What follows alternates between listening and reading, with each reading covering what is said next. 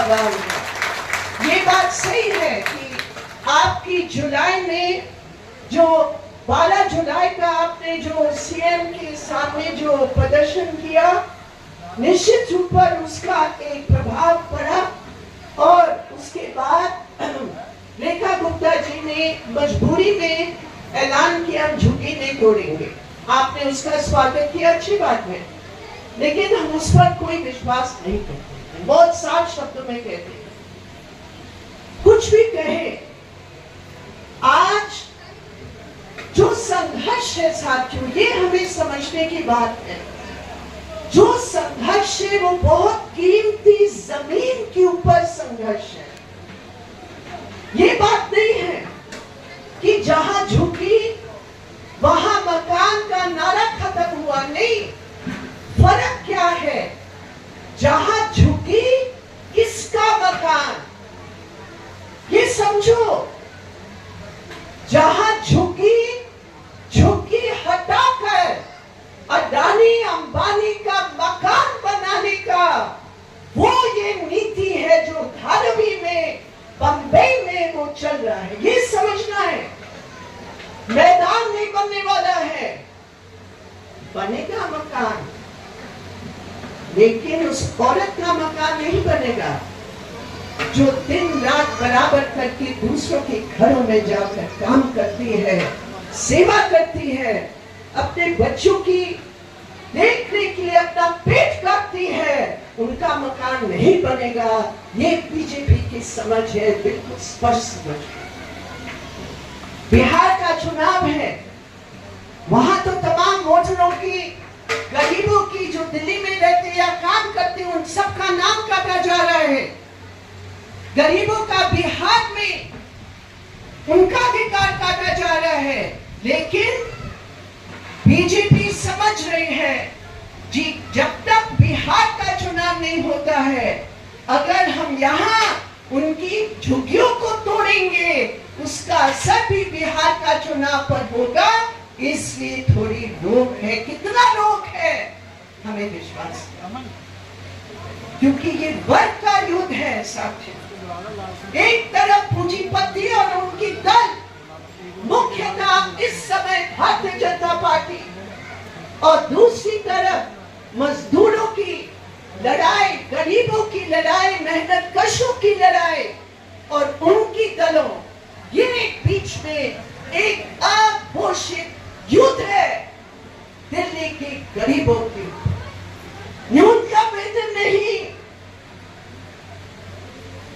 शिक्षा का अधिकार समाप्त किया जा रहा है, महिलाओं के ऊपर जबरदस्त अत्याचार बन रहा है, और ये सबके बीच जो आवाज का एक बुनियादी अधिकार है हमारा, उस पर हमला। आप लोग बोले हैं और आपकी बातों को सुनकर मुझे याद आ रहा है उस दिन जब जहांगीरपुरी में बेरहमी से एक सांप्रदायिक समझ के आधार पर जहांगीरपुरी की सी ब्लॉक में, जहां अधिकतर अल्पसंख्यक परिवार रहते हैं, वहां बुलडोजर चलाया। बुलडोजर ने बहुत सारे वैध झुग्गियों को तोड़ा और वाम दल और हम लोग सब एक साथ मिलकर जब बुलडोजर के सामने खड़े हो गए, उस बुलडोजर का रोकने का काम हमने किया। ये मिसाल है।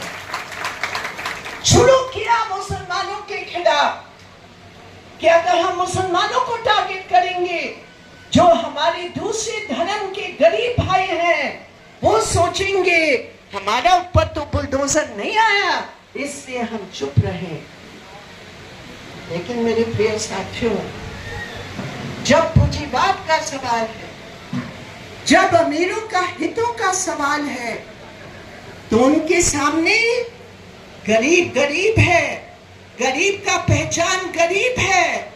वो जमीन की मूल्य देखते हैं, वो नहीं देखते हैं कौन हिंदू हो कौन मुसलमान हो। और इसलिए पहली शर्त है हमारा इस आवाज की लड़ाई की, वो धर्म के नारे उठाते हैं बुलडोजर के सामने, किसी भगवान का नाम लेकर जय करते हैं। हमारा जवाब है जय मजदूर, जय मेहनतकश, हम तुम्हारी इस बुलडोजर को रोकेंगे। ये तैयार हो या नहीं? आप बताइए, इसके लिए आप लोग तैयार हो कि नहीं? जब कोई हिंदू मुसलमान की बात करेगा उसको रोकने के लिए जब वो नारे लगाते हैं, आप तैयार हैं कि नहीं इस नारे लगाने के लिए? जय मजदूर, जय मेहनतकश, बोलो आप।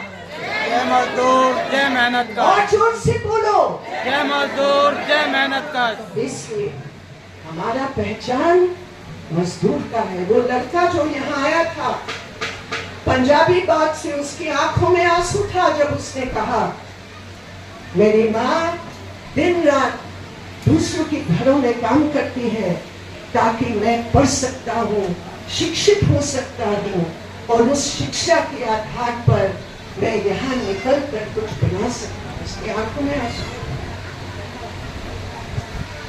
जब हम सोचते हैं हमारी महिलाओं के हालात, किस हालात में आज इस दिल्ली में गरीब औरत रहती है, उस झुग्गी के अंदर किस तरह अपने आत्मसम्मान को बचाने के लिए, अपने परिवार की देख रेख के लिए वो औरत क्या नहीं करती है।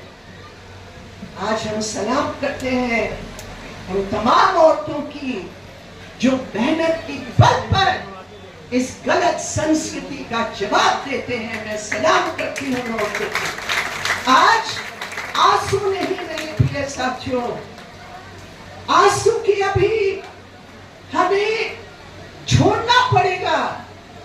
आंसू नहीं, लड़ाई करेंगे। आंसू नहीं, दुख नहीं, हमारी एकता, हमें सुख के दिन लाएंगे, हमारे न्याय के दिन लाएंगे।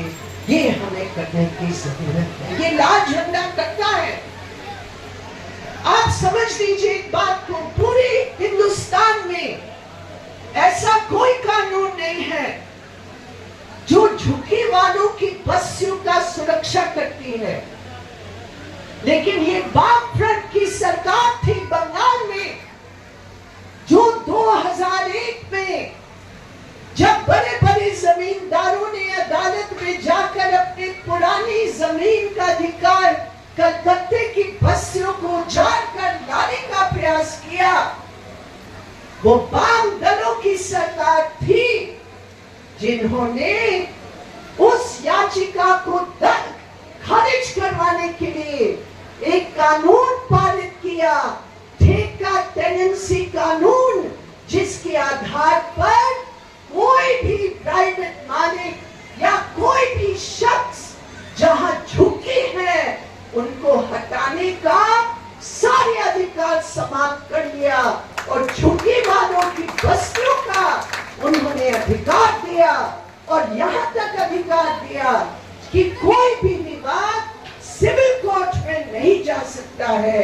हर विवाद को सरकार की कंट्रोलर के हाथ में हो। एक मिसाल था। इसलिए आज भी कलकत्ते की बस्तियों में, दिल्ली के बाद सबसे अधिक बस्ती कलकत्ते में है। दिल्ली में अगर बुलडोजर चल रहा है इसलिए क्योंकि बीजेपी की सरकार है, अगर कलकत्ते में बुलडोजर रोका गया है क्योंकि 2001 में जो कानून बना था वो कानून ने सुरक्षा दिया गरीबों को, उनका सम्मान का बचाव किया, और इसलिए आज अगर कोई सरकार आती है कानून को बदलना पड़ेगा तभी वहां बुलडोजर चल सकता। ये अंतर। और इसलिए आज की जो ये सम्मेलन है, ये सम्मेलन एक शपथ लेने के लिए सम्मेलन है। ये पूरा आंदोलन चला, मुझे याद है मद्रासी कैंप की महिलाओं से, आज वहां नहीं पाए तो सब डोमेस्टिक वर्कर्स थे। कहां क्या उनकी स्थिति है आप समझ सकते हैं। या हमारी बहन रिक्ता है, जिन्होंने वो शुरुआत करके वहां रुकवाने की काम करने के लिए तमाम प्रयास किए, लेकिन कोर्ट की ऑर्डर के नाम पर वो रुका। विभाजन किया गया, कुछ का पुनर्वास किया, और क्या पुनर्वास आप लोग सब जानते हैं, और कुछ का आज भी वो भटक रहे हैं। तो ये भी हमारे सामने हमारे संघर्ष का ये भी नारा है। मैं एक सुझाव दे रही हूं, जो मैं चाहूंगी कि वाम दल की जब इस सम्मेलन के बाद आपस में बहस करेंगे, उस पर थोड़ा ध्यान देंगे। पहली बात ये कि जो भी इन मांगों को साथ जोड़कर, जो भी हमारे जहां भी तथाकथित पुनर्वास का मुद्दा है, वहां हमारे वाम दलों की टीमों को उस इलाके में जाकर उसका बाकायदा सर्वे करना चाहिए कि उन साथियों कौन से हालात में आज रहे। हमें देश के सामने पेश करना है कि पुनर्वास के नाम पर जो झुग्गी में रहने वाले साथी हैं, आज उनकी क्या हालात है, चाहे नरेला में हो, चाहे कठपुतली कॉलोनी वालों का जहां वो पुनर्वास करें उनका हो, चाहे मद्रासी कॉलोनी का हो, उस सब को लेकर हमें हर जगह में जाके सर्वेक्षण करके उसकी रिपोर्ट को सार्वजनिक करके उसके लिए भी हमें लड़ाई लड़ने की जरूरत है। दूसरी बात यह है, जो हमारे साथी अनुप्रभा ने, जो हमारी वकील बहन है, उन्होंने जो पॉलिसी संबंधित बातों को रखा, उसको यहाँ आपने ऑलरेडी इसमें जोड़ा है, लेकिन सर्वे की डिमांड 656 और 6000 में कितने अंतर है साथियों? ये 4-6 महीने में 3000 घरों को